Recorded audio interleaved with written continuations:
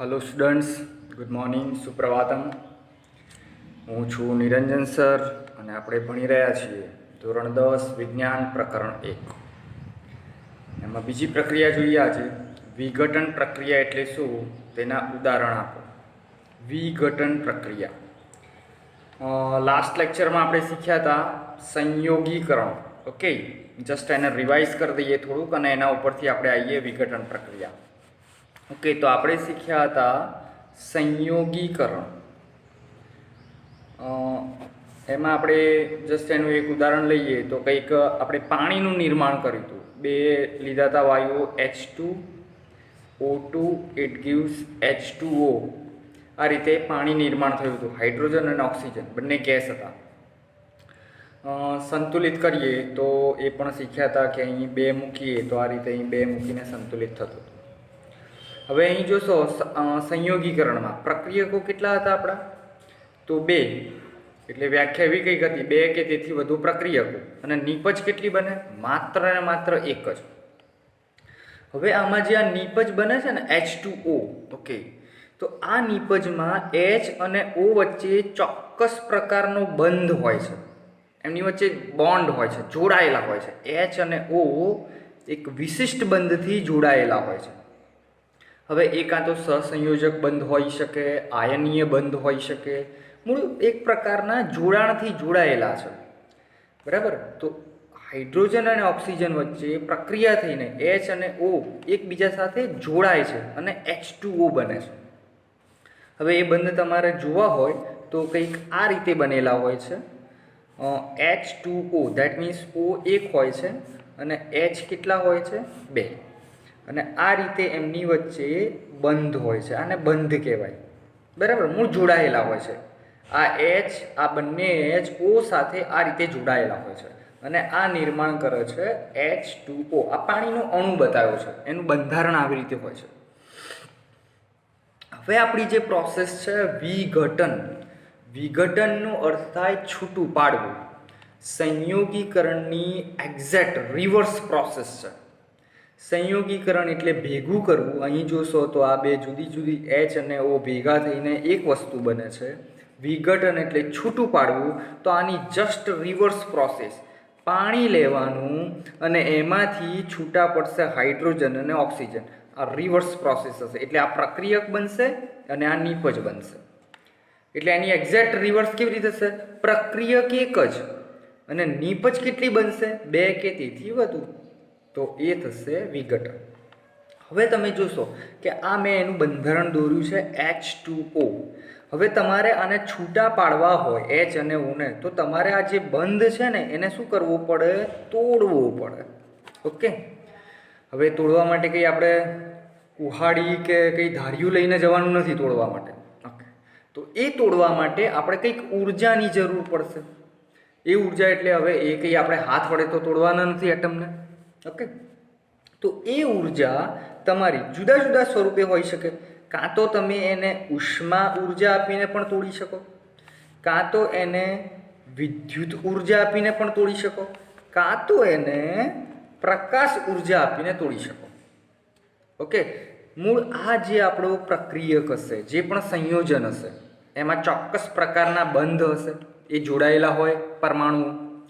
એ પરમાણુઓને છૂટા પાડવા માટે એમના વચ્ચે જે બંધ હોય એમને તોડવા માટે શેની જરૂર છે? ઉર્જાની. અને એ ઉર્જા કઈ કઈ હોઈ શકે? કાં તો ઉષ્મા પણ હોઈ શકે, કાં તો વિદ્યુત પણ હોઈ શકે અને પ્રકાશ હોઈ શકે. તો આ રીતે જ્યારે ઉર્જા આપીશું ત્યારે આ બંધ તૂટશે અને અહીંયાથી આપણને H2 અને O2 એ વાયુ સ્વરૂપે મુક્ત થશે.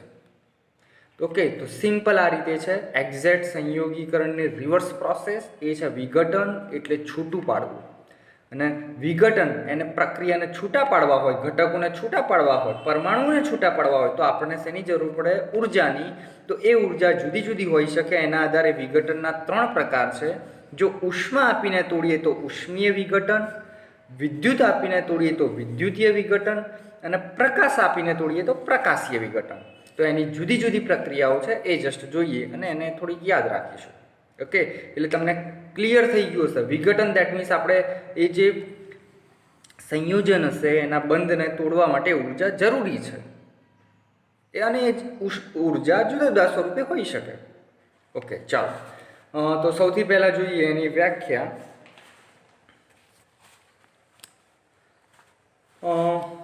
એક જ પ્રક્રિયક તૂટીને, ઓકે, પ્રક્રિયક કેટલો? એક જ, એકથી વધુ નિપજો આપે, એકથી વધુ નિપજો આપે છે તો આ પ્રક્રિયાને વિઘટન પ્રક્રિયા કહેવાય છે. એમાં ઉષ્મીય વિઘટન, ઓકે, મેં વાત કરી કે વિઘટન તોડવું હશે તો જુદી જુદી ઉર્જાની જરૂર પડશે. જો ઉષ્માની જરૂર પડે તો ઉષ્મીય વિઘટન, એના પછી વિદ્યુતની જરૂર પડે તો વિદ્યુતીય વિઘટન, અને એના પછી પ્રકાશની જરૂર પડે તો પ્રકાશીય વિઘટન. આ રીતે 3 જુદી જુદી ઉર્જાને આધારિત વિઘટન પ્રક્રિયાઓ જોવાની છે. ચલો, ઉષ્મીય, એની વ્યાખ્યા. તો ઉષ્માની મદદથી કરવામાં આવતી વિઘટન પ્રક્રિયાને ઉષ્મીય વિઘટન કરે છે. Very easy. ઓકે, ઉદાહરણ જસ્ટ જોઈશું. તો એમાં લેવાનું છે CaCO3, કેલ્શિયમ કાર્બોનેટ, સોલિડ છે, ઘન અવસ્થામાં છે. આપણને ખબર છે CaCO3 એટલે ક્યાં? તો આ પહાડોમાંથી મળે, પર્વતોમાંથી મળે. સાદી રીતે એને આરસ પહાણ કહીએ છીએ. ઓકે, તો એમાં પણ CaCO3નું પ્રમાણ હોય. એ સીધો ઉપયોગમાં લઈ શકાતો નથી, કંઈ કામમાં નથી આવતો, માટે એમાંથી CaO, કેલ્શિયમ ઓક્સાઇડ મેળવાય છે. અને કેલ્શિયમ ઓક્સાઇડ મેળવવા માટે એને શું કરવું પડે છે? ઉષ્મા આપવી પડે છે. તો આ જે પ્રક્રિયા થઈ, બરાબર, પ્રક્રિયાની ડાબી બાજુ આ પ્રક્રિયક કેટલો છે? એક જ પ્રક્રિયક છે CaCO3, એને ઉષ્મા આપી છે પ્રક્રિયામાં. ઓકે, તો એ ઉષ્માને અહીંયા લખી શકીએ. જો તમારે આવી ઉષ્મા લખવી ના હોય તો તમે અહીંયા ત્રિકોણ, આ સંજ્ઞા છે ઉષ્માની, જેને ડેલ્ટા કહેવાય, તો ત્રિકોણ પણ કરી શકો. તો ઉષ્મા લખવાની જરૂર નથી. દેટ મીન્સ તમે આ ઉષ્મા આપી છે તો એ ઉષ્મા દ્વારા CaCO3ના જે બંધ હશે એ તૂટશે અને એમાંથી સંયોજન અલગ થશે, ઘટકો અલગ થશે. તો એમાંથી અલગ થાય છે CaO અને CO2. હવે તમને કદાચ એવું થાય કે સાહેબ આના કરતાં આવું થયું હોય તો Ca અલગ અને CO3, તો ભાઈ એ પ્રોસેસ ઉપર ડિપેન્ડ કરે છે. એને કેટલી ઉર્જા આપો છો, એના ઘટકો કેવા છે, અને એના ઉપર આધાર રાખે છે. આપણે જસ્ટ અત્યારે યાદ રાખવું પડશે. તો આમાંથી છૂટું પડે છે CaO એન્ડ CO2. ક્લિયર થાય છે? ઓકે, તો પ્રક્રિયક એક જ અને નિપજ કેટલી છે? 2 કે તેથી વધુ. અહીંયા 2 છે, તો આ છે વિઘટન પ્રક્રિયા. છૂટું પડે છે આમાંથી. જસ્ટ નામ જોઈ લઈએ. CaO એટલે કેલ્શિયમ ઓક્સાઇડ, જેને કળી ચૂનો પણ કહેવાય છે. શું કહેવાય છે? કળી ચૂનો. ક્યાં મળે? તો દુકાનમાં આવી જાય પ્રોસેસ થઈને. આ બધી પ્રોસેસ જે કહેવાય છે કેલ્સિનેશન પ્રોસેસ કહેવાય છે. કઈ? કેલ્સિનેશન. કેલ્સિનેશન એટલે જે કાર્બોનેટ હોય ને CO3, એને છૂટું પાડવાની પ્રોસેસ છે. તો એને ઉષ્મા આપીને જ પછી આ છૂટું પડી શકે. આ બધું મોટી કંપનીઓમાં વસ્તુ બનતી હોય. જનરલી પર્વતોની નજીક જ એ કંપની હોય કે જેથી ટ્રાન્સપોર્ટેશન ઓછો થતો હોય. તો એમાંથી CaO બનશે, એનું બધું પેકિંગ થઈને સીધો દુકાનોમાં આવશે. અને સિમેન્ટ બનાવવામાં પણ આ ઉપયોગી છે. CaO, કેલ્શિયમ ઓક્સાઇડ, કળી ચૂનો, અથવા તો બીજું નામ એનું છે ક્વિક લાઇમ. 9મા ધોરણમાં આ શબ્દ આવતો હતો, આઈ થિંક કેમેસ્ટ્રીમાં. Calcium quick lime. ઓકે, તો એમાં 2 તત્વ છે, કેલ્શિયમ ઓક્સાઇડ. તો જે સિમેન્ટ બનાવવા પણ વધારે ઉપયોગમાં આવે છે. ઓકે, તો સિમેન્ટ બનાવવા સીધો આનો ઉપયોગ થતો નથી, માટે એને વિઘટન પ્રક્રિયા જરૂરી છે. CaO બનશે, જે સિમેન્ટ બનાવવા ઉપયોગી થશે. અને કદાચ કળી ચૂનાનો ઉપયોગ આપણે જૂના જમાનામાં મકાનને ધોળવા માટે પણ થતો હતો. ઓકે, હવે તો બધા કલર આવી ગયા છે, Asian paint, Nerolac etcetera. But પહેલાંના જમાનામાં એના વિશે આપણે એક અલગ પ્રશ્ન જોઈશું આના વિશે. ઓકે, અને CO2 મુક્ત થાય છે. સોલિડ સ્વરૂપ ઘન અવસ્થા પણ ઘન અવસ્થામાં હોય છે, અને આ વાયુ અવસ્થામાં મુક્ત થાય છે. સંતુલિત કરવા પડે, પણ અહીંયા બધા સંતુલિત જ છે. O આ બાજુ જોશો તો 2 ને 1 3, તો આ બાજુ 3. કાર્બન 1, તો આ બાજુ પણ કાર્બન 1, અને Ca કેલ્શિયમ, અને Ca કેલ્શિયમ. ઘણા વિદ્યાર્થીઓ આમાં ભૂલ કરતા હોય છે, અહીં કાર્બન 2 ગણતા હોય છે. તો ખાસ ધ્યાન રાખવું, આ Ca કેપિટલ અને આ સ્મોલ લેટર છે એટલે આખું આ કેલ્શિયમ તત્વ છે. CO આમાં કાર્બન છે અને ઓક્સિજન છે. ઓકે, કદાચ જો CO આમ તો આવી રીતે લખ્યું હોય, અહીંયા કદાચ તમને સ્મોલ લાગે છે પણ આ ઇટ ઇઝ કેપિટલ. CO તો આ કોબાલ્ટ પણ હોય, પણ અહીંયા CO3 સમૂહ છે, આપણને ખબર છે it is carbon and it is oxygen. Okay, carbonate C અને O બનેલો છે. ઓકે, જો કદાચ આવું હોય CO તો એ કોબાલ્ટ પણ બની શકે છે. તો જસ્ટ એ તમારે સંયોજનો ક્લિયર રાખવા, સંયોજનમાં રહેલા તત્વો આપણને ખબર હોવી જોઈએ. તો આ રીતે calcium, carbon, oxygen, calcium, oxygen, carbon અને ઓક્સિજન તો સંતુલિત છે. બીજી એક પ્રક્રિયા આવી જોઈએ વિઘટનની, ઝિંક કાર્બોનેટ ZnCO3. તો એને પણ એ જ રીતે ગરમી આપો, ઉષ્મા આપો. આ ના લખવું હોય તો ડેલ્ટા કરી શકો છો. ZnO zinc oxide plus CO2 solid અને આ ગેસ હશે, ઝિંક ઓક્સાઇડ અને કાર્બન ડાયોક્સાઇડ. હંમેશા જ્યારે પણ આ રીતે પ્રક્રિયા લખતા હોય તો એના નીચે નામ લખવા જરૂરી છે. આપણે લખીશું જ. સામાન્ય આવા નામ હોય, CO2 કાર્બન ડાયોક્સાઇડ છે, ઓક્સિજન છે, પાણી છે, તો એના નીચે નહીં લખો તો ચાલશે. બાકી આવા જે સંયોજનો હોય તો એના નીચે ખાસ નામ લખીશું. ભલે ચોપડીવાળા લખે કે ના લખે, આપણે ખાસ લખીશું. આ પણ જોશો તો સંતુલિત છે એટલે આગળ કોઈ સહગુણક કરવાની જરૂર નથી. તો આ થયા ઉષ્મીય વિઘટનના બે ઉદાહરણો. હવે જોઈએ વિદ્યુતીય વિઘટન. વિદ્યુત દેટ મીન્સ એને વિદ્યુત ઉર્જા આપીશું અને એમાંથી એના ઘટકોને છૂટા પાડીશું. તો વિદ્યુતની મદદથી કરવામાં આવતી વિઘટન પ્રક્રિયાને વિદ્યુતીય વિઘટન કહેવાય છે. પેલામાં ઉષ્મા આપતા હતા, અહીંયા શું આપીશું? વિદ્યુત આપીશું. એનો આખો સરસ એક પ્રયોગ છે. એ પ્રયોગ આપણે અલગ વિડીયોમાં જોઈશું. ઓકે, પાણીમાંથી છૂટું પાડવાનું છે, જે આપણે પ્રોસેસ જોઈ હતી અહીંયા સંયોગીકરણમાં થતું હતું. હવે પાણી લેવાનું અને પાણીમાંથી આ બે વાયુ છૂટા પાડવાના છે, જે જસ્ટ 7મા ધોરણમાં કદાચ તમે શીખ્યા હશો. તો લેવાનું છે પાણી H2O. ઓકે, સોરી પાણી. અત્યારે 2 લખવાની જરૂર નથી, ઇટ ઇઝ લિક્વિડ. ઓકે, એને વિદ્યુત આપશો તો બે વાયુ છૂટા પડે છે, H2 એન્ડ O2, હાઇડ્રોજન અને ઓક્સિજન. સંતુલિત કરવા માટે તમે બે અહીંયા લખો છો. બંને વાયુ હોય છે માટે ગેસ G લખીશું અને આ લિક્વિડ સ્વરૂપે હોય છે. ઓકે, આ વિદ્યુતીય વિભાજન કહેવામાં આવે છે, જે જસ્ટ એક અલગ પ્રવૃત્તિમાં આપણે જોઈશું. ઓકે, વિદ્યુતીય વિભાજન, વિદ્યુત આપીશું ને એ આખો એનો પ્રયોગ જોઈશું. તો આ વિદ્યુતીય વિઘટનનું એક ઉદાહરણ છે. અહીંયા નીચે લખી શકો પાણી, it is hydrogen and it is oxygen. હવે છે પ્રકાશીય વિઘટન. પ્રકાશીય વિઘટનમાં જસ્ટ એ જે સંયોજન હોય છે એના ઉપર પ્રકાશ પડે છે, બરાબર, સૂર્યપ્રકાશની ઉર્જા કે કોઈ પણ પ્રકાશ, તો એમાંથી એ જે ઘટકો હોય છે છૂટા પડે છે. તો જસ્ટ અહીંયા જે પ્રક્રિયા છે એમાં સૂર્યપ્રકાશ લેવાનું છે. તો સૂર્યપ્રકાશની મદદથી કરવામાં આવતી વિઘટન પ્રક્રિયાને પ્રકાશીય વિઘટન કહેવાય છે. તો એના સંયોજનોમાં ઉદાહરણમાં ખાસ ધ્યાન રાખશું. It is very most important. AgCl and AgBr. AgCl silver chloride. શું કહેવાય છે? Silver chloride. સોલિડ સ્વરૂપે હોય છે. ઇટ ગિવ્સ સૂર્યપ્રકાશ આપો તો એમાંથી Ag અને Cl2 અલગ થાય છે. Ag અને Cl બે અલગ થાય છે. હવે Ag તો વાંધો નહીં, તમે Ag લખી શકશો, પણ Cl છે ને એ કદી એકલો ના હોય, Cl2 અણુ સ્વરૂપે જ હોય છે. તો અહીં ખાસ ધ્યાન રાખવું, ભૂલથી એકલું Cl ના લખતા, ઇટ ઇઝ Cl2. અને સંતુલિત કરવા માટે અહીં બે તમારે આગળ લખવા પડશે. ઓકે, જસ્ટ એ પ્રક્રિયાને અહીં દેખાડું છું. AgCl ઇટ ગિવ્સ આ સોલિડ, અહીંયા આપશો સૂર્યપ્રકાશ. ઓકે, તો થશે Ag પ્લસ Cl2. આ હશે સોલિડ સ્વરૂપે અને Cl2 ગેસ સ્વરૂપે હોય છે.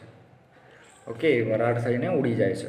હવે એને સંતુલિત કરવામાં જોશો તો અહીંયા 2 છે, માટે અહીંયા તમારે શું મૂકવું પડશે? 2. હવે Ag2 થયા તો અહીંયા 2. તો એ રીતે તમારે સંતુલિત કરવું પડશે. Clear? Silver chloride, silver and chlorine. Silver chloride, બરાબર, સંયોજન છે એટલે એમાં આઈડ શબ્દ લગાવવો જરૂરી છે. આયનીય સંયોજન છે. આ સિલ્વર અને આ ક્લોરીન, અહીંયા ક્લોરાઇડ ના લખતા. ઓકે, આ એક તત્વ સ્વરૂપે છે અહીંયા. બંને સોલિડ પણ અહીંયા ગેસ આ Cl2 વાયુ સ્વરૂપે મુક્ત થાય છે, એ ધ્યાન રાખીશું. ક્લિયર? આવું જ બ્રોમિનનું સંયોજન છે AgBr. AgBr silver bromide. શું કહીશું? Silver bromide. સોલિડ ઘન અવસ્થામાં સૂર્યપ્રકાશ આપો, Ag જુદું પડશે અને Br2 જુદું પડશે. બ્રોમિન અહીંયા પણ એના 2 પરમાણુનો અણુ હોય છે, Br2 બ્રોમિન. સંતુલિત કરવા માટે બે મૂકશો એટલે થઈ જશે. હજી અહીંયા કંઈક મેં ભૂલ કરી છે, આમાં જોશો તો ભૂલ છે. Br2 અહીંયા કેટલા છે? Br તો અહીંયા મારે લખવું પડે ને. ઓકે, અહીંયા કેટલા આવશે? 2. Ag કેટલા છે? સોરી, અહીંયા Ag 2 થશે, એટલા માટે તમારે અહીંયા આગળ પાછા 2 મૂકવા પડશે.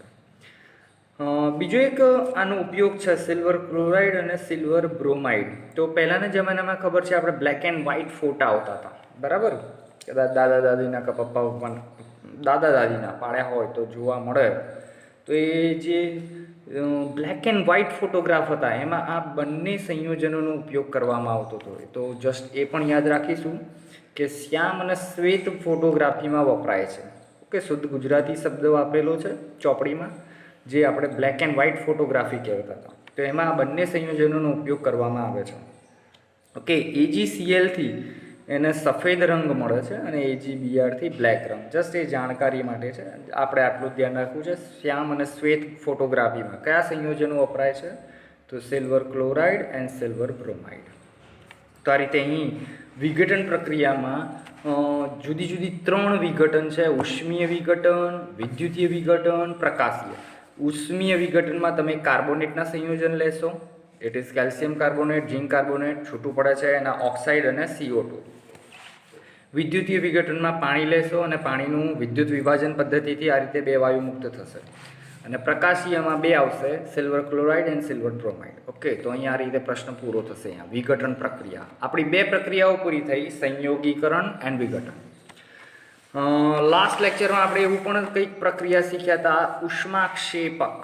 કેવી પ્રક્રિયા હતી? ઉષ્માક્ષેપક. ક્ષેપક એટલે મુક્ત થવું. અહીં પ્રક્રિયા છે ઉષ્મા શોષક. શોષક એટલે શોષાવું, ઉષ્મા શોષાશે. તો આ પ્રક્રિયાને એટલે શું અને તેના ઉદાહરણ આપો. તો જસ્ટ આપણે વિઘટનમાં જોયું તો દરેક જગ્યાએ ક્યાંક ના ક્યાંક ઉર્જા જરૂરી હતી. ઓકે, જસ્ટ રિફર કરીએ છીએ. અહીં ઉર્જાની જરૂર પડી ઉષ્માની, તો આ ઉષ્મા શોષાય છે.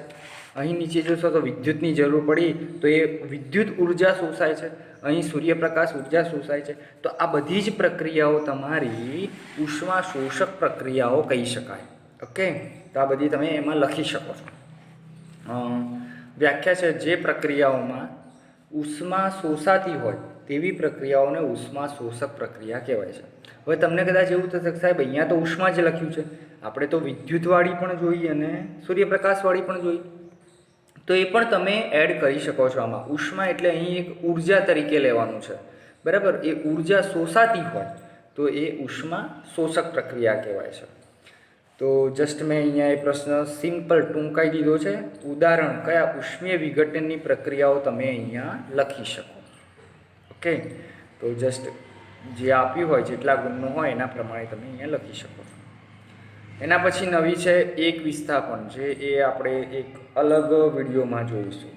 અને જસ્ટ આપણે 2 પ્રવૃત્તિ આજે જોવી છે, એક વિદ્યુતીય વિઘટન અને બીજી એક પ્રક્રિયા જોઈશું. Okay, thank you very much.